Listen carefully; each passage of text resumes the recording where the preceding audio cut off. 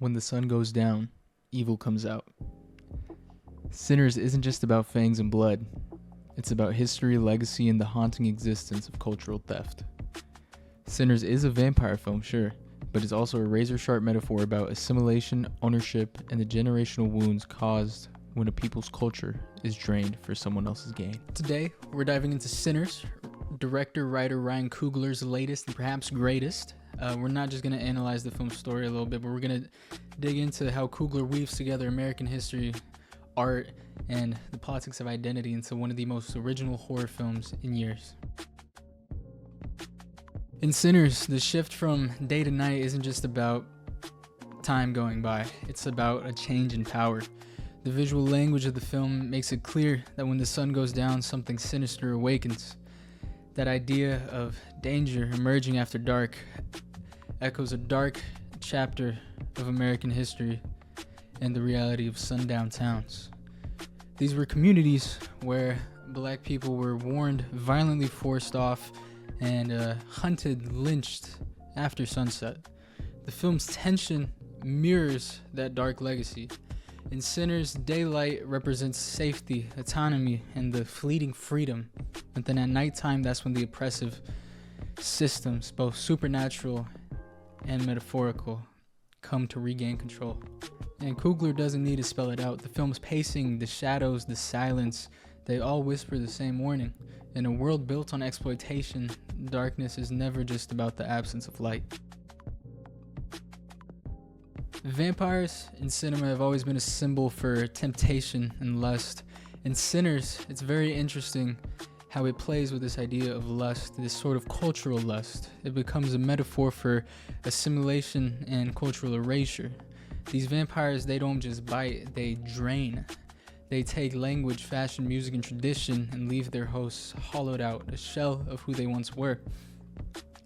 The extra added layer here that makes this even more interesting is that the main vampire, the main antagonist, is Irish. And this is specifically a very interesting nod to the historical shift that occurred with Irish immigrants in America, because they too were once marginalized, but then after giving up their customs, their culture, their way of speaking, they assimilated and adopted their whiteness. The history of this is outlined in a very interesting book called How the Irish Became White, and the way Ryan Coogler repurposes these dynamics, this theme, this idea of whiteness with the Irish makes for a very interesting film. At its core, Sinners is about art, not just creating it but passing it on, connecting past, present, and future. There is the Wonder sequence in this that everyone has been raving about that is absolutely brilliant, that uses visual and musical motifs from different eras of black art, from more traditional, I believe, Western African clothing, instruments, to then the future being intertwined too. You see what looks like mainly Southern California culture, all of it fusing together here. It makes for one of the best scenes in a movie I think I've ever seen. And the idea here is that great art is never isolated, it's part of a lineage. It's beautiful, and it's how I like to think about inspiration in art in general, is that everything is a continuation of what came before, and anything that is truly great is a vessel for inspiration for what will be great. Not only is this continuation poetic, it's also a very real way of preserving culture in a world that's constantly trying to erase it. This is a movie with a lot to dig your fangs into. There's a lot to chew on here. Its metaphors cut deep, especially when we think about how culture gets distorted once it's extracted from its roots.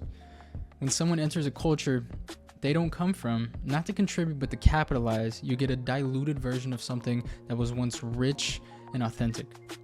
That's the vampire metaphor at work again. To take something real, drain it of its context, of its authenticity, and repackage it as a novelty. Think of how Elvis Presley took the sound pioneered by black artists like Chuck Berry and became the face of rock and roll. Or even more recently, Tyler the Creator's comments about the rapper Ian, white artist who has been blowing up, and Tyler sort of calls him out for mocking or bastardizing Gucci Mane and Future's sound and style, but without any of the lived experience or risk that makes that music authentic and real. This white kid, regular like Caucasian man, and he's like mocking Future and Gucci Mane like rap music. And like people are like, this shit hard. It's not even like satire. It's like, I'm just joking, I'm just mocking it. But I'm like, no, you can't do. And I hold rap music so close to my heart because this shit changed my life and everyone's life around me. And I'm a nerd about this shit. This is like weird.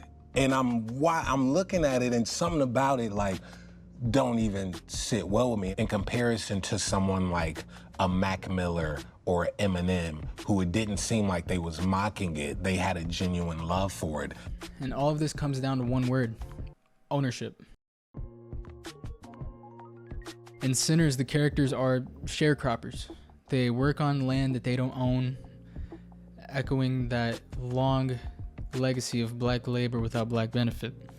One character even says, I believe it's one of the twins, he says a line, something along the lines of, the city is no different from the plantation, it's just taller buildings. And Coogler draws that chilling comparison to bring up the fact that real freedom isn't about where you are, it's about what you own and what you're capable of doing with your own ownership.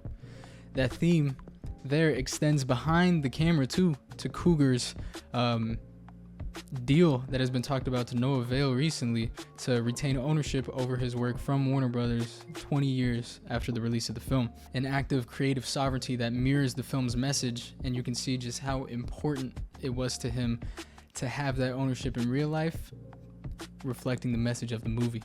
In a world that wants to own black culture but not support black creators, Sinners is both a statement and a warning.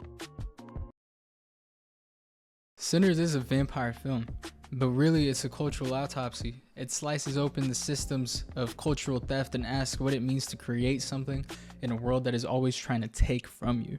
Through the horror and metaphor, Ryan Coogler creates one of the most interesting and original horror films of the past decade. This is easily one of the best movies of the year, and not only from a writing perspective is this brilliant, on the technical level, this is a fantastic movie. Ryan Coogler talking about the aspect ratios in filming for IMAX in that Kodak video. If you live close to an IMAX digital screen, you'll have 2 aspect ratios available to you. You'll have obviously the 276 Ultra Panavision format.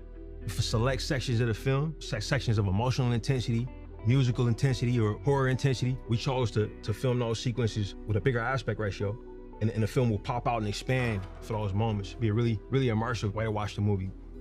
Select few will also get to experience it 1:4:3:1 digital projection. This is everything. This is the full McGilla of what we shot. Beautiful way to watch the movie. You're getting a whole lot more of the image, but this immersive capacity that this format has, I just can't speak highly enough. Chris Nolan, a filmmaker I look up to, has really mastered that format in terms of the cinematic experience, and you know, we were after trying to give audiences a similar vibe with this one. Fantastic. I love everything that this movie is doing for cinema, for moviegoers. It is so important to go to the movies and experience these films the way that they are meant to be seen, so you can fully process and take in what it is that the writer and director had to say. Thank you so much for watching. I hope you enjoyed this little breakdown. Clearly, I am someone of a different culture and that will never fully understand or fully be able to wrap my head around the cultural implications of a film like this, but I still found it deeply moving and incredibly interesting, and I just had to talk about it. This is one of the best movies of the year, and if you haven't seen it, what are you doing? What are you doing?